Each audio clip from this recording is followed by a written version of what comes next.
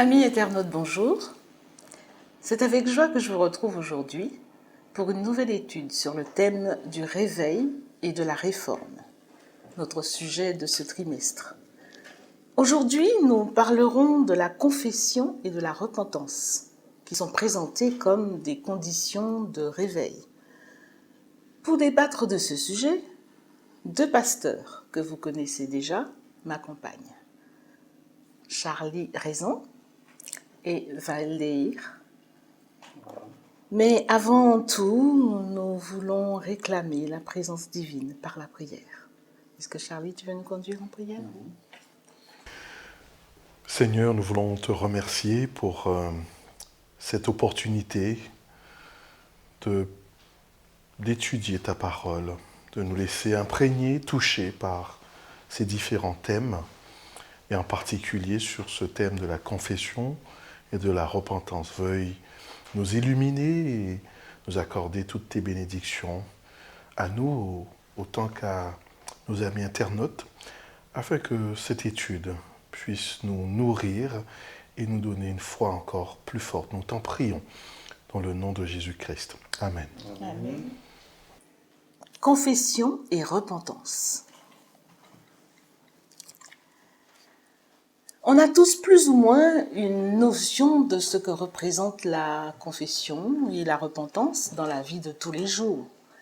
Mais il s'agit aujourd'hui de voir ce qu'en dit la Bible exactement. Pourquoi se confesser et se repentir? Quel rôle jouent ces deux actions dans le processus du réveil spirituel? Ce sont les questions auxquelles nous tenterons de répondre tout au long de cette étude. Alors, tout d'abord, la confession. Pasteur Raison, Charlie, à ton avis, qu'est-ce que la confession et quelle est son utilité? Alors, la confession, il est difficile d'en parler de manière théorique. Il faut surtout vivre cette confession, car c'est un appel que Dieu nous lance. Mais confesser à proprement parler, il s'agit de dire, de reconnaître ses torts, d'admettre sa situation vis-à-vis des principes bibliques par rapport à un péché ou à d'autres situations beaucoup plus dramatiques. Et c'est utile pour le chrétien de vivre cette confession parce que c'est aussi un premier pas vers un repentir, c'est-à-dire vers un retour à Dieu. C'est donc, à ton avis, pasteur Aguillard, c'est donc une première étape vers la repentance? Oui, c'est juste voir que j'ai fait quelque chose qui ne va pas, que ce soit un péché, que ce soit un mot, que ce soit quelque chose contraire à la parole de Dieu. Et juste dans la pratique, c'est ça, je marche vers un endroit, une direction, et je vois que ce n'est pas la bonne direction. Bon, j'écoute quelque chose, une voix qui m'appelle, alors je dois revenir où j'étais.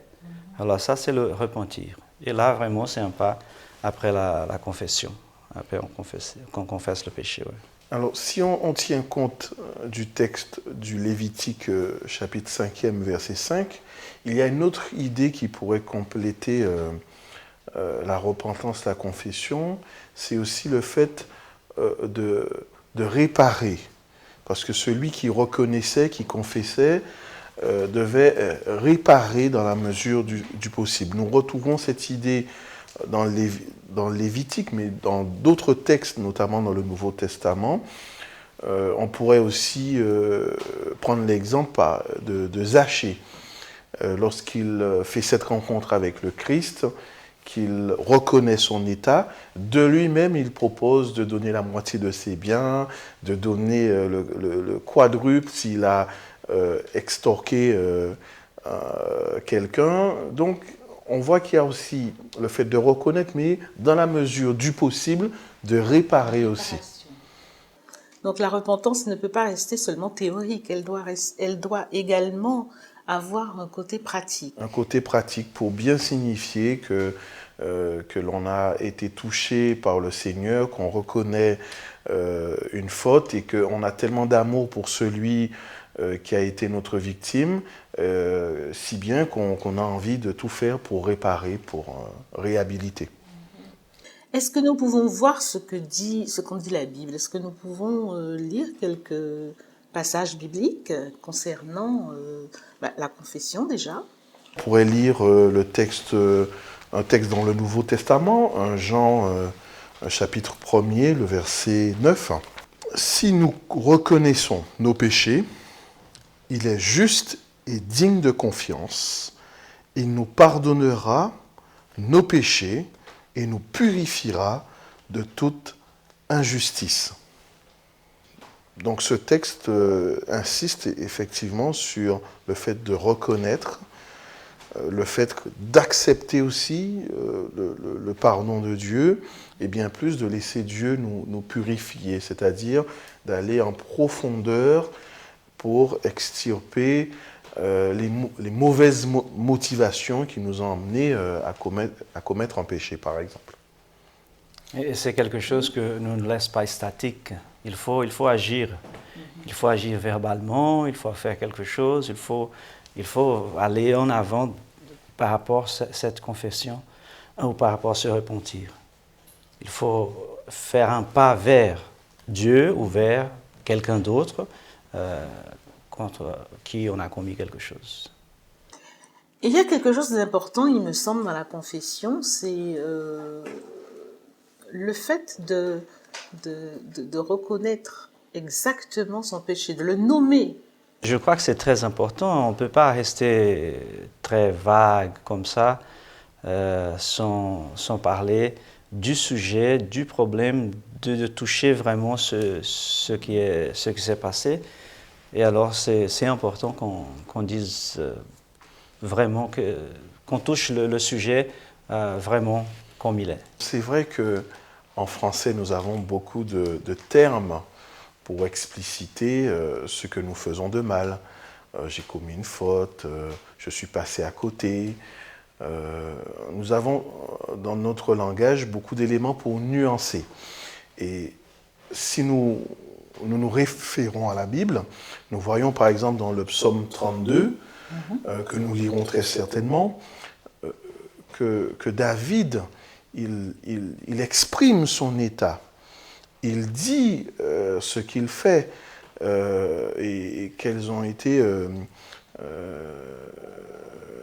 les motivations. Donc, il faut vraiment avouer. Il ne s'agit pas simplement de dire j'ai fauté, j'ai péché, mais d'écrire ce que l'on a fait.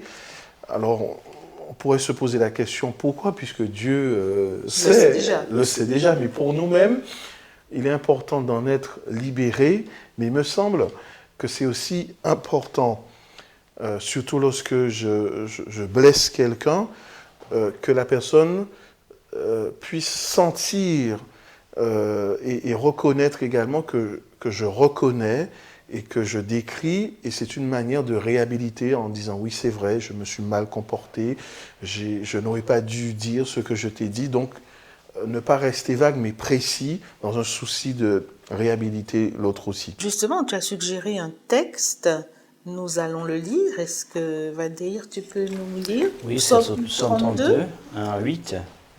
Alors, il nous a dit « Heureux celui à qui la transgression est remise, à qui le péché est pardonné. Heureux l'homme à qui l'Éternel n'impute pas d'iniquité, et dans l'esprit duquel il n'y a point de fraude. Tant que je me suis tu, mes os se consumaient, je gémissais toute la journée, car nuit et jour la main s'appesantissait sur moi. Ma vigueur n'était plus que sécheresse, comme celle de l'été. Je t'ai fait connaître mon péché. Je n'ai pas caché mon iniquité. J'ai dit, j'avouerai mes transgressions à l'Éternel, et tu as effacé la plaine de mon péché. Qu'ainsi tout homme pieux te prie au temps convenable. Si des grandes eaux débordent, elles ne t'éteindront nullement. Tu es un asile pour moi. Tu me garantis de la détresse. Tu m'entoures de chants de délivrance. Je t'instruirai et je te montrerai la voie que tu dois suivre. Je te conseillerai, j'aurai de regard sur toi. Voilà ce qu'on avait dit avant. David est clair. Il dit « Heureux l'homme à qui l'Éternel n'impute pas l'iniquité. » Il dit « Heureux celui à qui la transgression est remise, à qui le péché est pardonné. » Alors il y a un autre texte qui complète celui qui vient d'être lu. Il s'agit de Proverbes chapitre 28, verset 13. Celui qui couvre ses offenses ne réussit pas. Celui qui les reconnaît et les délaisse obtient compassion. Il y a une autre idée par rapport à la question qui était posée. Ne pas couvrir parce que c'est synonyme d'un échec. Ça veut dire qu'on ne réussira pas. Important de reconnaître, mais bien plus de délaisser. Donc on a encore une autre idée. On avait tout à l'heure l'idée de réparation, mais ici on a une autre idée, délaisser. Délaisser, oui. C'est déjà un premier pas vers la repentance. Tout à fait. J'aimerais poser une question à un d'entre vous, une question qui est quand même pratique. Comment arriver à apaiser quelqu'un qui, même s'il a confessé son péché, reste toujours, ressent plutôt toujours un sentiment de culpabilité? Il faut essayer de faire la personne comprendre que quand Dieu le pardonne, il pardonne. Pour lui, c'est fini. Quand la confession est vraie, quand la repentance est vraie, Dieu pardonne. Et c'est fini. On n'a pas besoin de regarder le passé, d'être dans le passé. Il faut être sûr que Dieu a pardonné et nous sommes bien avec lui. C'est vraiment une question très importante, cette question, parce que nombre de croyants et également de non-croyants se disent « mais j'ai reconnu ma faute et pourtant je ne me sens toujours pas en paix ». Et parfois, certains vivent la situation comme si elle était toujours présente alors que ça date de plusieurs années. En clair, c'est sûr que la confession fait aussi appel à la relation que nous avons avec Dieu, une relation avec un Dieu d'amour. Et du moment que j'accepte que c'est un Dieu d'amour, je dois aussi accepter que lorsqu'il a clôturé un dossier, une affaire, que c'est fini pour lui et qu'il ne reviendra plus. D'ailleurs, on a différents textes bibliques qui nous rappellent que Dieu a mis nos péchés au fond de la mer et qu'il a oublié, il ne sait même plus où ça se trouve. Ou encore, on pourrait dire que ça fait aussi ça dépend aussi de la structure psychologique que nous avons. Certains d'entre nous, nous avons cette fâcheuse habitude d'être un peu plus mélancolique, donc nous revenons, nous ressassons. Et parfois, ça devient chronique, c'est régulier. Alors il y a un texte qui pourrait nous aider. Oui. Dans le livre du prophète Ézéchiel, au chapitre 36, c'est un chapitre qui fait état d'une certaine manière de la purification d'Israël, mais qui pourrait nous éclairer par rapport à ce sentiment de culpabilité. Donc au chapitre 36 d'Ézéchiel, à partir du verset 25. Voilà ce que dit le prophète. Je vous aspergerai d'une eau pure, et vous serez purs. Je vous purifierai de toutes vos impuretés et de toutes vos idoles. Je vous donnerai un cœur nouveau, et je mettrai en vous un souffle nouveau. J'ôterai de votre chair le cœur de pierre, et je vous donnerai un cœur de chair. On pourrait s'arrêter ici. Parfois, nous résistons à ce pardon divin. Et cela nécessite que Dieu aille en profondeur, qui nous donne carrément un cœur nouveau pour ressentir différemment son amour et accepter son pardon. Et cela, quelle que soit la nature des faits qu'on aurait pu commettre, que ce soit public ou pas public. Mais des fois, ça nécessite vraiment que le cœur soit totalement brisé et que Dieu donne un nouveau cœur pour goûter à son amour, pour être libéré complètement d'un sentiment de culpabilité. Alors, la réponse n'est pas tout à fait complète parce que parfois, ça va encore plus loin. Mais dans un premier temps, il est important pour nous d'avoir ce cœur nouveau pour ressentir pleinement ce pardon divin. Je crois que ce sentiment vient de notre nature que nous avons de ne pas accepter des choses gratuitement. Ah oui. Donc ça, c'est trop facile. Oui. C'est trop facile. Hein? On veut payer. Je demande pardon, voilà, on veut payer. On veut qu'il y ait une valeur quelconque. Non, mais avec Dieu, c'est juste comme ça. Hein? Oui. Moi, il nous donne le pardon, on accepte, et alors on regarde en avant, on oublie ce qui s'est passé, et voilà, c'est bon. Il faut en fait accepter que le prix a déjà été payé. Voilà, ce n'est pas bon marché. Hein? C'est gratuit, mais ce n'est pas bon marché. Le prix a été payé et très cher, un grand prix. Hein? Mais c'est effacé, c'est bon, c'est pardonné. Il faut regarder en avant. C'est ce que nous appelons communément la grâce. grâce. Une faveur imméritée. Dieu, s'il devait tenir compte, certainement, chacun d'entre nous, on ne pourrait pas payer. Donc, par amour, il le fait. Donc, c'est aussi par amour qu'il nous est donné d'accepter ce pardon et d'être libéré d'un sentiment de culpabilité. Merci. Nous allons avancer parce que la confession, en quelque sorte, comme on a dit tout à l'heure, n'est qu'une étape de la repentance. Tout à fait. Mais vient ensuite la repentance. Alors, qu'est-ce que c'est exactement que la repentance et quel en est le but? Si nous nous référons à un autre texte biblique que je vais citer, 2 Chroniques, chapitre 7, le verset 14, à savoir « Si mon peuple, sur qui est invoqué mon nom, s'humilie, prie et me cherche, je l'exaucerai. » Et le texte finit par « et son pays, je guérirai ». C'est une manière de dire, non seulement on sera pardonné, on sera réhabilité, Dieu va nous guérir d'un sentiment de culpabilité, de remords, tout cela. D'une certaine manière, lorsqu'on prend ce texte, on s'aperçoit que Dieu, il attend simplement que par humilité, que nous fassions le choix de revenir simplement à lui. D'une certaine manière, de préférer les valeurs que Dieu nous donne à un choix personnel. Et pour celui qui se repent, il suffit qu'il revienne sur ses pas, qu'il délaisse une voie mauvaise. Il est déjà dans la repentance. Mais, oui. Savoir aussi que n'importe la distance que je suis allé m'éloigner de Dieu, n'importe. Une fois que j'écoute sa voix, on peut retourner au même point auprès de lui. L'apôtre Pierre, tout d'abord, considère la repentance comme un don de Dieu. Qu'en penses-tu, Valder?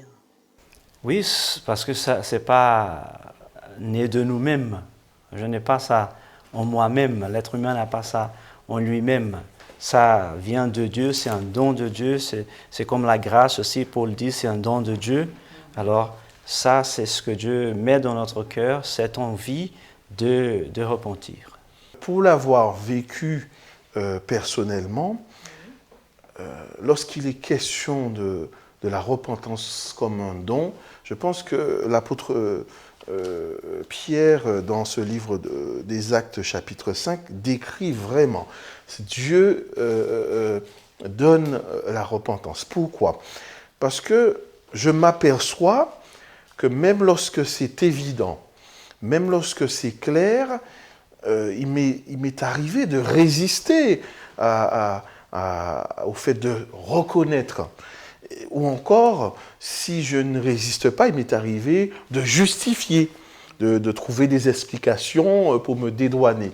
Et en clair, une repentance véritable, c'est lorsqu'on ne s'excuse pas, lorsqu'on ne se justifie pas, on accepte simplement, voilà, je suis faible, pécheur, je reconnais, et je vais à Dieu, je délaisse, je demande pardon. Pour arriver à cela, ce n'est pas simplement le fait de constater qu'on a mal fait, c'est le fait aussi que le cœur ait été illuminé par le Saint-Esprit au point qu'on accepte effectivement que l'on est responsable et que l'on a mal agi et qu'on doit accepter le pardon de Dieu, aussi le pardon des autres lorsqu'il s'agit... Et la même difficulté que nous avons pour accepter quelque chose gratuitement, c'est la même difficulté que nous avons d'accepter que j'ai commis une erreur. C'est difficile de dire j'ai commis une erreur, j'ai fait quelque chose contre toi, pardonne-moi. C'est difficile. Alors c'est on pourrait dire une autre grâce que nous avons besoin de recevoir de la part de Dieu. Lui, il met dans notre cœur cette envie de dire j'ai commis une erreur, j'ai commis une faute, pardonne-moi. Et non pas rejeter la faute sur autrui. Sur l'autre. Parce que justement, parfois, en se justifiant, on se dédouane, mais pour accabler quelqu'un d'autre. Oui. J'aimerais que nous lisions justement ce que nous dit l'apôtre Paul dans 2 Corinthiens 7, versets 9 à 11. Il décline en tout cas en plusieurs étapes le processus de la repentance.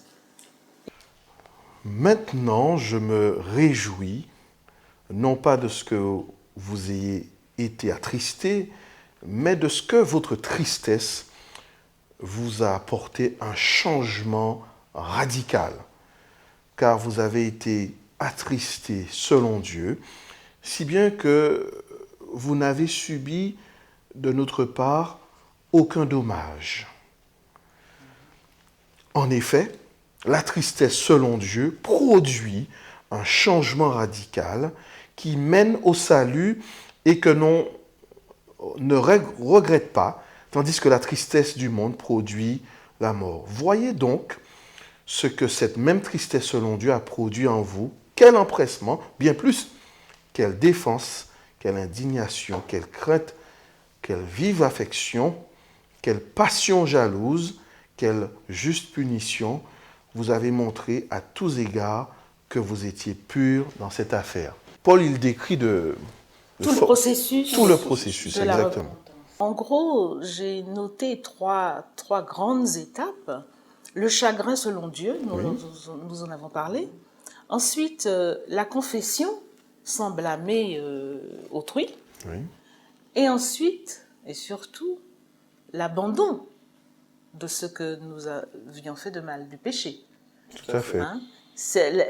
La repentance ne serait pas vraiment repentance s'il n'y avait pas ensuite désir d'abandonner le péché. Tout à fait. Donc, par rapport à ce que tu viens de dire, nous voyons que ce n'est pas simplement un remords, tout à fait, ni même reconnaître. Oui, oui. L'aboutissement va jusqu'à délaisser, changement de voie. Et Paul fait bien de dire que pour arriver à cela, c'est Dieu qui en est l'auteur. Remarquons que dans la version que j'ai utilisée, la Nouvelle Bible seconde, un changement radical. Ce n'est pas simplement un changement partiel, mais un changement véritable, total, profond. Ce qui me laisse à penser que si cela, c'est une véritable repentance. Donc, s'il y a véritable repentance, c'est qu'il y en a une qui peut être considérée comme fausse ou en tout cas pas très sincère. Bah, c'est juste comme la monnaie. Il y a ce qui est la correcte, la bonne et la fausse. Hein. Oui. Alors, ce que m'impressionne là aussi, c'est aussi le résultat. Nous avons la tristesse, nous avons la repentance, nous avons le changement, mais dans le dernier verset, il y a les résultats. Justification. Quelle justification! Dieu nous met dans la bonne position, dans la bonne place quand ça arrive. Il parle de l'indignation du péché, La crainte, ça veut dire le respect à Dieu, naturellement. Quel désir ardent de faire la volonté de Dieu, de suivre dans ce chemin. Quel zèle pour Dieu, pour les choses de Dieu. Voilà, il parle aussi de la punition. Mais là, il y a au moins trois choses importantes là. Justification, montrer notre respect à Dieu, notre désir ardent de suivre, de faire sa volonté, et le zèle pour Dieu, les choses de Dieu. Est-ce que nous voyons mieux le rôle de la repentance et de la confession dans le processus du réveil? Avant de répondre à cette question-là, j'aimerais que nous puissions considérer un autre texte par rapport au résultat de la repentance. Dans Matthieu, chapitre 3e, et les versets 7 et suivants. Il s'agit des pharisiens, des sadducéens qui viennent nombreux et qui demandent à être baptisés. Et ils s'avancent vers Jean le baptiseur et lui il va donner une réponse. Lisons ce qui suit. Comme il voyait beaucoup de pharisiens, de sadducéens venir au baptême, il leur dit: « Vipères, qui vous a montré comment fuir la colère à venir? Produisez donc un fruit digne du changement radical. Et ne pensez pas pouvoir dire, nous avons Abraham pour père. Car je vous le dis, de ces pierres, Dieu peut susciter des enfants à Abraham. » Une première lecture nous ferait dire que Jean le baptiseur est dur. Mais si nous nous arrêtons sur produire du fruit digne de la repentance, en clair, il y a un résultat. Il ne s'agit pas simplement, dans ce contexte-ci, d'être baptisé et puis de dire, voilà, puisque je suis baptisé, je serai baptisé. Non, il y a un fruit, il y a un résultat. Ça veut dire que si je suis effectivement conscient que j'ai fauté, que j'ai blessé quelqu'un, ou si ce n'est pas quelqu'un d'autre, mais c'est Dieu, ça veut dire que je suis conscient et en conséquence, il y a un résultat. Et ce résultat visible. Un résultat visible qui est un changement total, un fruit. Ça veut dire la repentance produit à coup sûr un fruit en chacun de nous. Alors, pour revenir à la question que tu posais par rapport au processus du réveil. En clair, lorsque nous parlons d'un réveil, on doit être conscient que si on doit être réveillé, c'est que, d'une certaine manière, nous sommes morts, dans un état de mort. Et cela sous-entend que cela nécessite l'action du Saint-Esprit. Alors, pour affirmer cela, je l'illustre par rapport aux écrits du prophète Ézéchiel au chapitre 37. Lorsqu'il s'agit des ossements qui sont desséchés, donc morts, il n'y a pas de vie dans cette vallée, eh bien, pour que la vie reprenne, le Saint-Esprit est donné.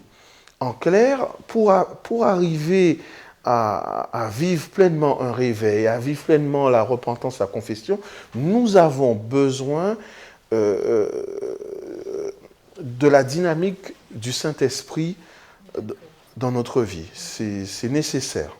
Il est évident que nous ne pouvons pas, en tant qu'être humain, arriver à un tel résultat tout seul. Non, c'est impossible. Je dirais même à tous qui nous écoutent, il ne faut pas essayer. N'essaye pas parce que ça ne sert à rien. Ce ne sera pas concluant. La meilleure chose, c'est revenir à Dieu, demander l'aide du Saint-Esprit, et là, nous allons être conduits dans la bonne voie. Sans ces deux étapes, il n'y aura donc pas de réveil. Sans ces deux étapes, pas de réveil. Et même avec une ou l'autre, oui, ça ne marche pas. Il faut les deux. Quand bien même on serait capable d'expliquer avec précision les textes, d'appréhender parfaitement les conséquences de la confession, de la repentance, tant qu'on ne l'a pas vécu de l'intérieur, comme le fait d'être visité par le Saint-Esprit, il ne peut pas y avoir de réveil. Eh bien, je vous remercie pour ces explications. Est-ce que vous avez autre chose à rajouter par rapport à ce thème?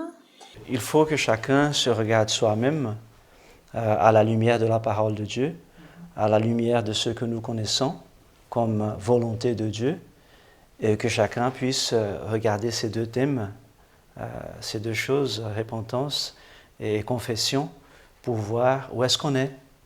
Et s'il y a des choses à changer, naturellement, il faut le faire avec l'aide du Saint-Esprit. Alors, je pense aussi à un autre texte, Apocalypse 3, verset 20. Et on pourrait prendre toute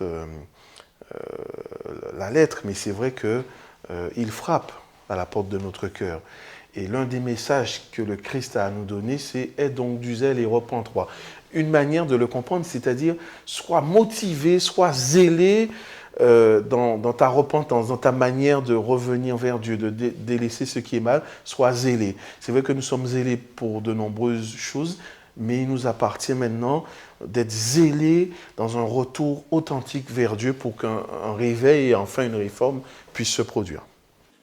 Merci en tout cas à chacun de vous de votre amabilité, de vos explications, et nous espérons que ce thème vous aura interpellé.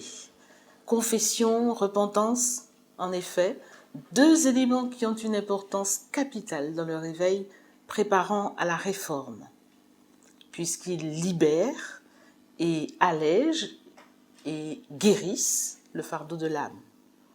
Chacun devrait s'y exercer, et je vous invite à le faire, puisque c'est la clé pour accepter son propre pardon et donner également le pardon aux autres.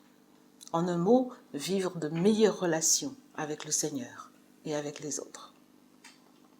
Au revoir, à bientôt.